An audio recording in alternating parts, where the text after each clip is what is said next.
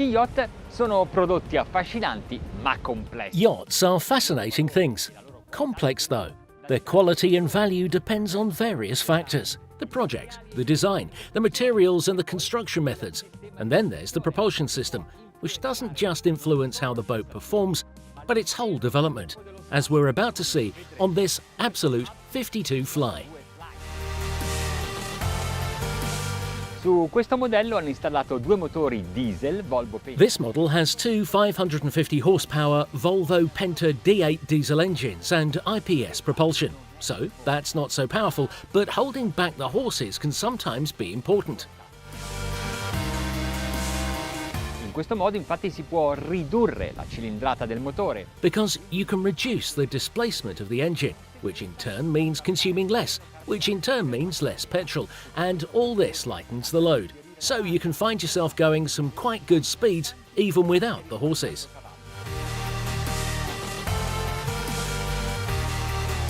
Ora però ci riserviamo per dopo la prova di navigazione. We're going to save the test until later and show you around right now.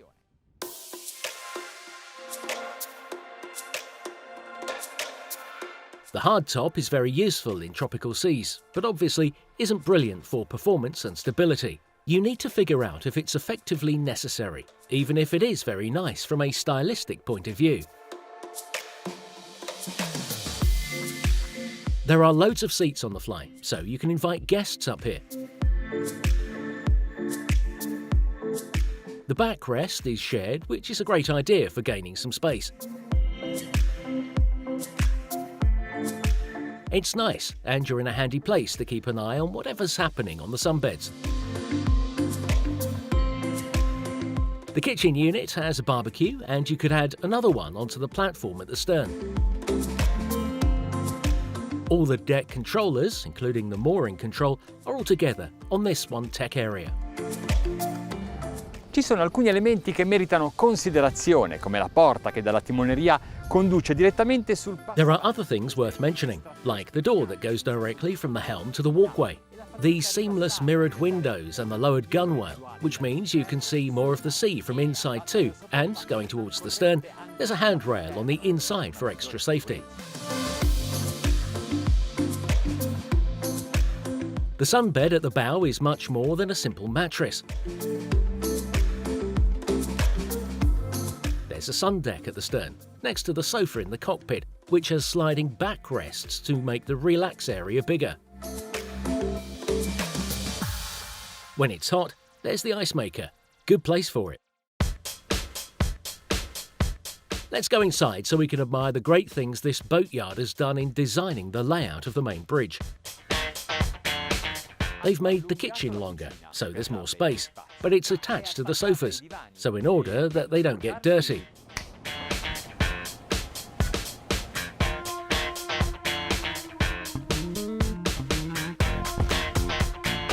This is walnut veneered with a matte finish. Look how they've worked it. Spectacular. Lovely curves alternating vertical veins with the horizontal.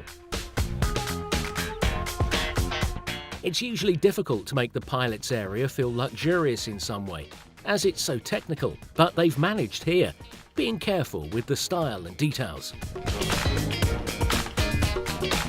Windows have an important role in the main cabin and are practically doubled because of the mirrors. The large headboard makes the room look bigger. On one side there's a storage unit and on the other there's a sofa. There's a wardrobe and a dressing table fit for a star.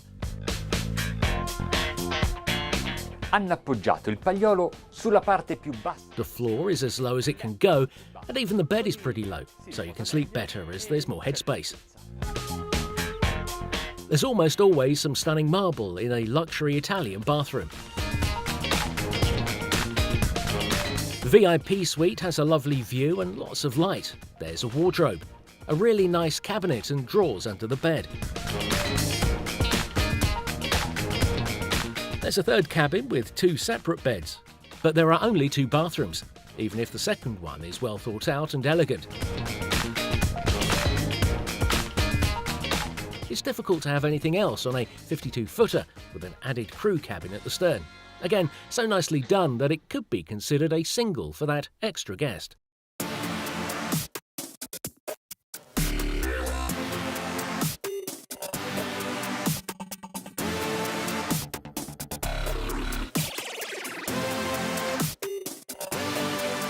L'idea di sistemare la postazione di pilotaggio sull'estremità del fly è molto interessante. The idea of putting the pilot station at the end of the fly is really interesting because it means you can see the bow very well.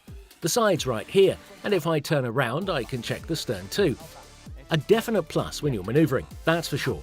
Talking of which, there's a joystick of course. Per portarla in planata abbasso i flap, li porto nella posizione più bassa. Bringing it up to plane, I'm lowering the flaps right to the lowest position, accelerating a little. And look what happens to the bow of the boat. It's not rising. In fact, I can tell you that right now, the incident angle is 3 degrees, quite low, and roll is staying under 1.5 degrees. Fra i 12 e i 13 nodi c'è la fase più critica dell'imbarcazione, il momento in cui The critical phase for this boat is between 12 and 13 knots, the point when the trim changes. The engines are doing 1,950 revs, and each one is consuming about 55 litres an hour. The angle of incidence has increased. We're at about 3.5 degrees, 4 degrees. But all we need to do is accelerate a little to plane and then, well, we'll see why it's worth cruising at this speed. a 18 nodi occorrono circa 7 litri per ogni miglio di navigazione. At 18 knots, we're using about 7 litres for every mile we sail. The engines are doing 2,100 revs a minute.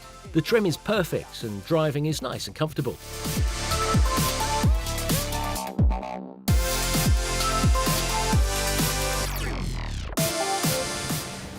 Oggi il mare ci consente di fare... The weather's so good, I feel we could do anything on this sea today. Let's see if the boat's ready to do anything.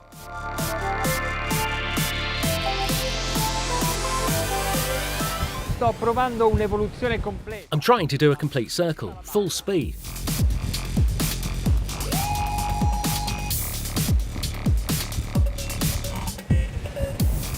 Il raggio è piuttosto ampio perché questa imbarcazione non ha mai... The radius is quite wide because this boat is very steady, even in a hard turn.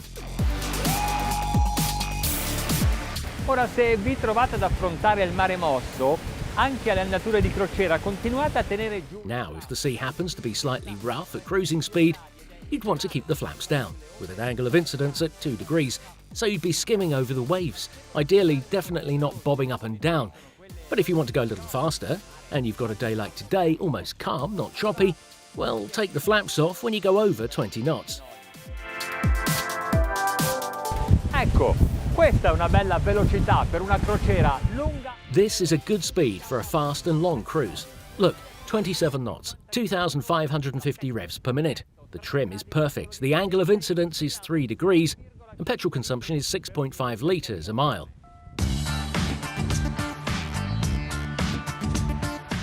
Insomma, hanno risparmiato cavalli, hanno risparmiato carburante. So they've saved on horsepower, fuel, which means weight too.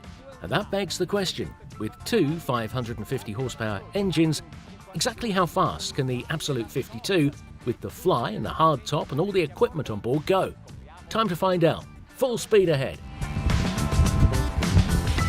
È bello vedere che una barca anche... It's such a great thing to see on a boat, even when you've changed speed and go really fast. Great to see it regulate the trim so well. You can hear the wind, no? See the hair? And now you're getting the best performance. Engines at the max. 33 knots.